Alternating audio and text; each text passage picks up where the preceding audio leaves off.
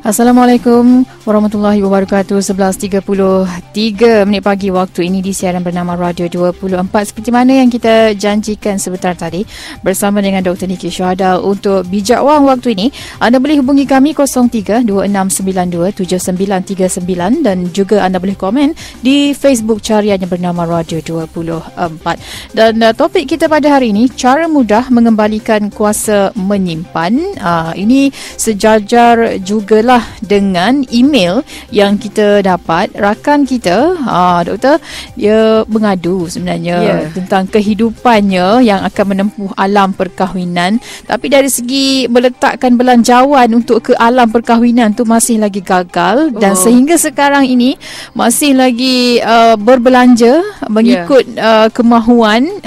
Itu yang agak bahaya juga, dan kita nak berkongsilah dengan doktor melihat kepada topik kita, cara mudah mengembalikan kuasa menyimpan. Saya fikir itu bukan cukup mudah kecuali kita memerlukan kemahuan ataupun motivasi yang cukup tinggi. Silakan doktor.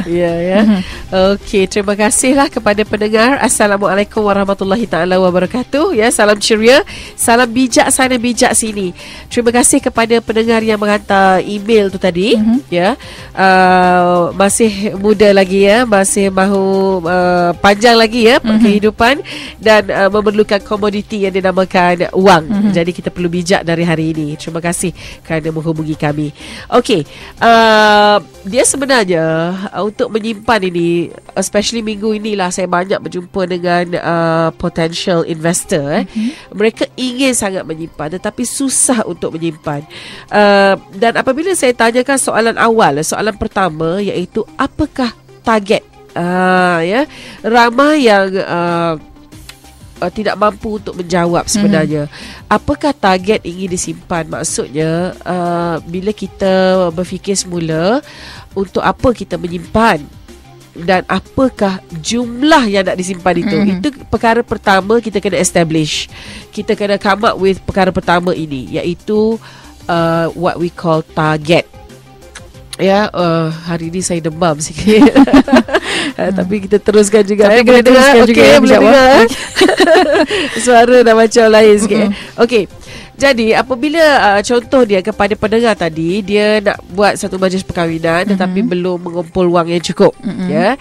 Soalan yang pertama saya kepada beliau adalah, pada hari ini saya nak tanya adik, sebenarnya berapakah jumlah yang nak dikumpul itu? Jadi dia kena go back to you kena lihat majlis perkahwinan itu, tulis mula, mesti ada bertulis apakah belanjawan atau perbelanjaan yang bakal digunakan untuk perkahwinan tersebut, majlis perkahwinan tersebut. Contohnya catering, pelamin, make up, fotografer, invitation card dan segala-galanya lah terperinci mengenai belanjawannya. Jadi total itu berapa? Dan dari situ kita akan discuss dengan keluarga. Mungkin ibu dan bapa nak sponsor yang ini, bakal suami sponsor yang ini, atau bakal isteri mungkin dah ada sesuatu dah dia sponsor. Dari situ kita akan dapat figure yang betul, yang tidak cukup, yang kita panggil dalam financial kita panggil gap. Maknanya gap. Gap maknanya duit yang ada dengan duit yang tidak ada. Dia ada gap kat situ. So gap itulah yang adik nak simpan supaya mencukupkan gap tersebut untuk menjalankan majlis perkahwinan itu. Sebenarnya kalau saya tanya, ramai orang dia masih cakap sebenarnya tak sure, tak tahu, tak pasti berapakah sebenarnya gap ataupun berapakah sebenarnya total yang diperlukan. Jadi itu untuk majlis perkahwinan. Tapi kalau untuk pendengar-pendengar lain yang mendengar bijak wang hari ini, jika kita katakan target persaraan contohnya, kita kena tahu berapakah jumlah waktu saya umur 60 tu saya nak kena ada berapa ringgit total.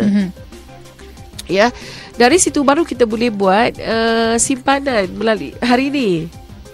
Kalau kita tak tahu total, kemungkinan simpanan kita tu tak mencukupi, atau kemungkinan simpanan itu terlalu banyak. Sebenarnya boleh juga guna belanja benda-benda lain waktu sekarang ni rather dan menyimpan kesemuanya kan. Jadi kita nak ngam-ngam, kita nak perfect apabila kita menyimpan. Makna amount tu kita nak perfect untuk kita mencapai target di hadapan.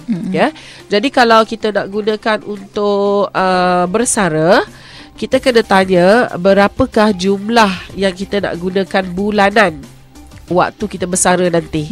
Kalau katalah 10,000, kita boleh calculate 10,000 kali 12 bulan ada 120,000 yang diperlukan, dan kita calculate lah berapa puluh tahun yang kita nak guna duit ini. Itu akan menjadi satu kita panggil raw number untuk kita hit target kita tersebut.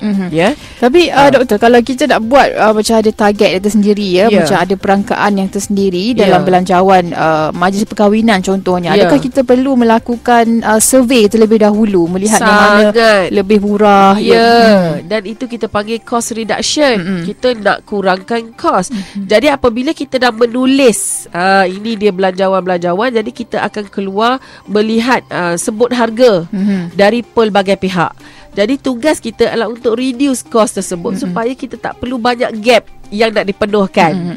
Faham bagus soalan anda. Jadi contoh dia, fotografer. Mungkin ada fotografer yang lebih kurang bagus tapi harganya lebih murah, ataupun kita boleh bertanya among our friends atau keluarga, saudara mara, siapa yang pandai ambil gambar, mungkin dia boleh ambil gambar je untuk kita. Boleh juga begitu untuk reduce cost. Tak semestinya kita mengambil yang mahal. Betul. Asalkan kita mendapat quality yang kita inginkan. Jadi sangat perlulah untuk kita tanya at least 5 sebut harga lah untuk kita dapatkan sebelum kita confirm apakah perkhidmatan dan siapakah orang yang akan menyediakan perkhidmatan tersebut. Okey, dan dilihat juga macam majlis-majlis lain contohnya nak buat kenduri kesyukuran juga memerlukan apa sahaja. Contoh dia mungkin kita nak pergi bercuti, percutian mungkin ianya 6 bulan dari sekarang. Jadi kita kena tahu targetnya sebenar ataupun wang yang diperlukan yang sebenar-benarnya. Itu adalah langkah pertama untuk kita memulakan penyimpanan. Jadi saya recap. Pertama sekali kita perlu tahu adalah jumlah wang yang betul untuk disimpan. Apakah jumlah wang tersebut? Kemudian nombor 2, kita mestilah menyediakan suatu tulisan, penulisan yang ditulis, perangkaan yang ditulis. Ramai orang dia malas nak tulis, saya faham. Orang malas dia nak tulis kan. Macam kenapa tahu malas nak tulis? Sebab kita lihat di sekeliling kita kawan-kawan tak ada pun yang menulis. Jadi tak habit kita untuk menulis kita punya belanjawan. Tak ada habit Jadi saya hari ini nak menyarankan, memberi cadangan kepada semua orang menulis perangkaan dia. So jadi di atas kertas tersebut ada target berapa yang nak disimpan, untuk apa. Kemudian kita tuliskan di situ ada 2 perkara yang saya amalkan dan saya mahu semua orang amalkan supaya mendapat kestabilan dalam kewangan. Pertama adalah harian. Sebenarnya hari-hari kita kena tulis duit masuk dan duit keluar. Kalau dalam satu syarikat perniagaan, mereka memang tiap-tiap hari menulis duit masuk dan duit keluar. Begitu juga orang perseorangan, tak ada beza. Jadi mulakan mungkin boleh ambil satu buku kecil. Masa dulu lah, berpuluh tahun sudah saya start buat ni, saya guna diary aja. Sebab zaman dulu saya suka bawa diary dalam handbag. Jadi guna diary, makna harian punya diary kan. Ada dah dia tulis kat situ tarikh kan dan hari kan. Jadi kita tulis harian kita, duit keluar, duit masuk, tu je kita tulis. Kemudian mungkin buku kecil. Orang sekarang ada iPad, ada handphone yang canggih-canggih. Boleh guna perisian ini. Just detect. Sebab apa? Sebelum kita nak menyimpan, kita nak tahu dulu kebocoran. Kita nak tahu apa yang bocor. Jadi dalam kita menulis harian ini, kita akan menulis pendapatan kita. Sebab ada orang yang dapat pendapatan harian kalau dia berniaga atau dia bekerja dan dapat commission, dia dapat pendapatan harian. Jadi tuliskan bila duit masuk saja. Mungkin anda tak berniaga tetapi ada orang bagi anda duit. Pendapatan lah juga tu, maksudnya duit masuk. Sorry okay. Duit masuk. Jadi duit masuk walaupun 10 sen kita dapat, kita kira juga tulis. Contoh hari ni berapa hari bulan? 8 hari bulan 10.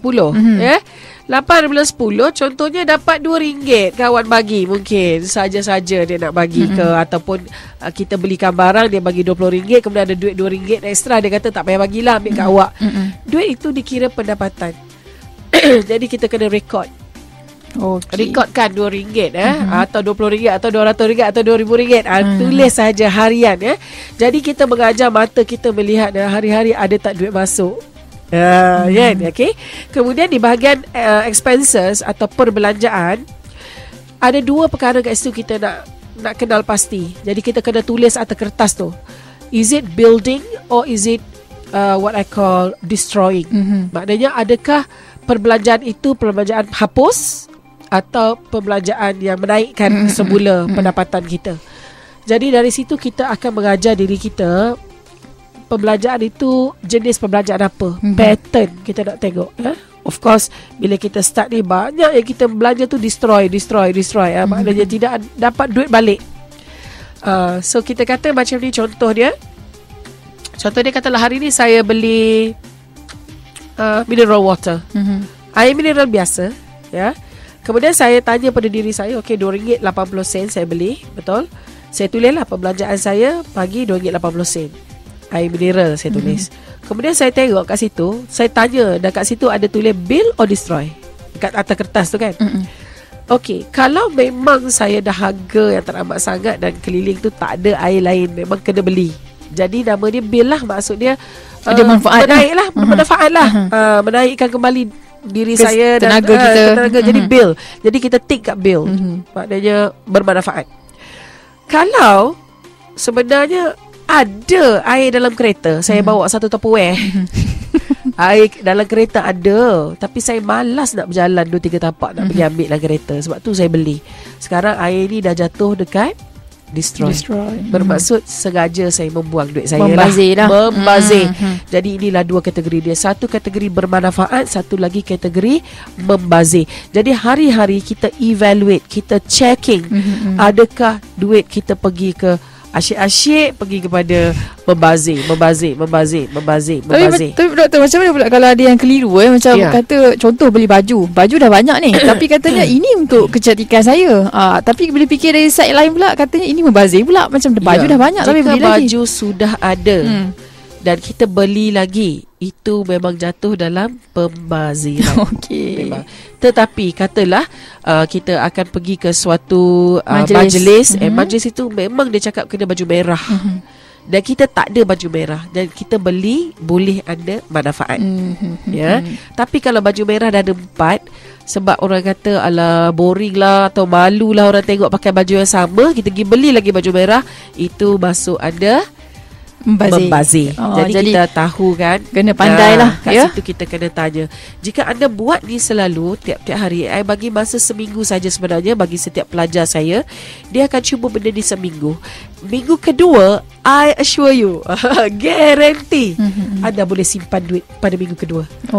Jadi dia ada kesedaran pada minggu, sepanjang minggu tu kita boleh detect membazir ataupun tidak. Ada kesedaran tiba, dah boleh menyimpan minggu seterusnya. Mesti boleh menyimpan pada minggu ke depan. Jadi orang yang tidak ada awareness ini, yang tidak tahu ini, yang sebenarnya banyak membazir.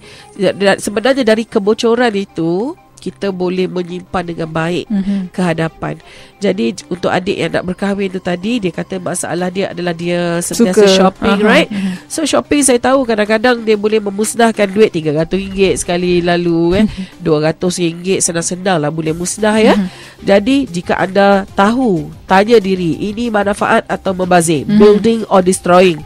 InsyaAllah minggu depan anda boleh tarik RM300-400 untuk simpan ke arah majlis perkahwinan anda. Yes. Itu cara ni yang paling mudah saya rasa untuk kita kesan ataupun kita lihat kalau ada kebocoran yang berlaku dalam poket kita, keuangan kita. Jadi itu cara untuk kita kesan lah. Dan boleh juga kita lihat perbezaannya ketara kalau kita sentiasa berjimat Jadi minggu ni kita mainkanlah permainan ini kan, permainan kewangan dengan Dr. Niki. Kita keluarkan jelah buku kecil atau kertas pun boleh, asalkan setiap kali keluar duit tulis dan setiap kali duit masuk pun tulis. Dari situ anda akan dengan sendirinya berasa suka untuk menyimpan dengan bijak. Kemudian kita ada bulanan. kertas untuk bulanan pun kena ada. So bulanan kita taruhkan dahulu. Jika kita nak formula kaya seperti yang saya ajarkan adalah pendapatan tolak auto debit pembayaran savings untuk education anak, untuk diri, untuk bayar insurans, untuk bulanan regular saving plan, kita tolak siap-siap melalui auto debit ataupun sendiri dah letak dah cek-ceknya, hantar dah ke tempat-tempatnya sebelum kita berbelanja. Itulah formula kaya. Jadi di atas kertas tu tadi anda taruhkan dulu saving besar-besar, tulis di muka atas, dan di bahagian bawah baru anda tuliskan perbelanjaan. Jadi untuk ini saya ada January, February, March, April, setiap bulan lah, makna ada 12 keping untuk track bulanan. Jadi bila duit kita dapat, contoh gaji RM5,000, kita tolak dulu auto debit. Mungkin kita ada RM200 ke unit trust, RM200 ke insurans, mungkin RM200 beli ASB loan ke, whatever yang kita dah tu. Kemudian tolak dengan perbelanjaan. Barulah kita tolak bayar kereta, bayar rumah, bagi kedua ibu bapa, bayar PTPN, dan sebagainya. Dan di situ kita kena sentiasa balancekan. Terbaik adalah 40% di atas, iaitu simpanan. 60% adalah di bawah, iaitu perbelanjaan biasa. Ya. Jadi kalau kita dapat duit, kita dah tolak siap-siap yang 40% ni, dengan serta-merta kita akan rasa sempit dan rasa miskin lah. Jadi bila kita keluar berbelanja, kita tak mungkin boleh akan bersuka-suka dengan duit yang sentiasa beringat lah. Ya, kita akan sentiasa beringat. Sebab tu saya kata sindrom kaya sebelum kaya sangat bahaya. Biar kita rasa terdesak sekarang sewaktu kita mengumpul. Kerana pada suatu hari nanti, selepas kita dah mengumpul wang ini dan wang ini dapat memberikan kita pulangan, kita akan menjadi kaya selamanya. Sebab duit kita masuk melalui dividen, bonus, profit, ya, daripada duit yang telah kita bina daripada sekarang. Jadi kita tidak perlu hanya bergantung kepada duit gaji untuk pendapatan masuk. Sebab tu tadi saya kata, jika harian anda tulis pendapatan, sebab ramai orang di luar sana mereka mendapat pendapatan daripada dividen, daripada bonus, macam-macam tau pendapatan masuk, bukan hanya dari gaji. Ya, itu yang kita nak capai at the end of it, apabila kita dah menyimpan ni. Dan bila dah menyimpan duit kita pun, kita dah nampak banyak, doktor, apa yang harus kita lakukan? Takut pula bila dah duit banyak ni, belanja pula hal lain ni.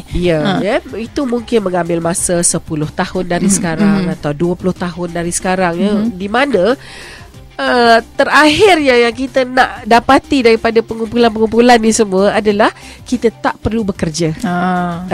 Jadi duit yang kita profit itu, untung itu akan menggantikan duit gaji kita. Itu yang terakhir yang kita nak nampak. Dia akan memberikan kita kebebasan kewangan. Sebenarnya kebebasan kewangan tu mungkin tak faham bila kita dengar. Sebenarnya kebebasan dari bekerja. Maksudnya option, nak kerja boleh, tak nak kerja pun tak apa. Sebab daripada simpanan dan daripada pelaburan telah menghasilkan profit dan keuntungan yang dapat membiaya kehidupan kita tanpa bekerja. Itu dia. Okey, itu antara perancangan yang cukup baik ya. Sudahnya, tapi mungkin jugalah yang ada kumpul duit untuk beli rumah dan sebagainya. Tak dinafikan lah. Itu kiranya kalau kita dah berjaya mengumpul duit untuk rumah dan sebagainya, kerana kita telah ada habit itu, sebenarnya kita boleh mulakan buka satu akaun lagi, iaitu akaun untuk financial freedom. Simpan duit ke arah financial freedom. Nak juga saya tekankan kat sini, untuk menyimpan dengan mudah, tips dia adalah anda perlu mempunyai beberapa akaun. Buka beberapa akaun. Contoh untuk adik tadi yang menulis kepada kita, dia nak buka untuk majlis kahwin kan. Sekarang dia ada satu akaun utama, iaitu gaji dia masuk melalui akaun utama. Katalah akaun bank A. Sekarang semua gaji masuk kat situ. Now, cepat-cepat. Ingat tak saya kata sindrom kaya sebelum kaya tu, kita takut sangat. Jadi kita nak make sure kita ni sempit cepat-cepat. Kita keluarkan duit tu, terus letak ke akaun B pula, akaun nombor 2. Akaun B ialah mungkin akaun untuk majlis kahwin. Maknanya duit tu masuk, you tak mau keluar untuk benda lain dah. Memang kita nak simpan majlis kahwin. Mungkin kita ada akaun ketiga, akaun C. Itu yang kadang orang ambil unit trust dia, ada akaun C, unit trust dia. Maknanya duit memang hantar ke situ. Jadi bila dapat gaji saja, duit ini akan bergerak ke akaun-akaun yang telah ditetapkan. Yang selamat lah. Yang selamat dah. Dah tentu dah akaun B untuk apa, akaun C untuk anak, akaun B untuk saya bersara, akaun D untuk majlis kahwin anak. Dia dah masuk ke tempat-tempat dia. Ini sangat penting. Yang ini yang 100% lah, bila orang lakukan, dia dapat buat penyimpanan dengan baik. Makna ada akaun lain dia tidak dan boleh juga satu akaun aja. Pembahagian yang saya rasa memang selamat untuk kita pada masa depan. Okey. Baik, dan terima kasih doktor kerana sudi bersama dengan kita berkongsi. Saya fikir itu cara yang cukup mudah untuk kita manfaatkan bersama untuk bebas keuangan seperti mana yang doktor wawarkan sebelum ini juga, agar bersama-sama kita bijak untuk kita menyimpan duit kita untuk kesenangan pada masa akan datang. Dan mesti tulis ya. Saya minta semua pendengar saya tulislah. Jangan malas untuk tulis. Anda pasti gembira dengan result yang anda akan dapat. Terima kasih. Okey, baik. Kita akan jumpa lagi pada minggu depan dalam Bijak Wang. Teruskan setia bersama dengan kami pukul 12.30 hari nanti untuk Berita 24.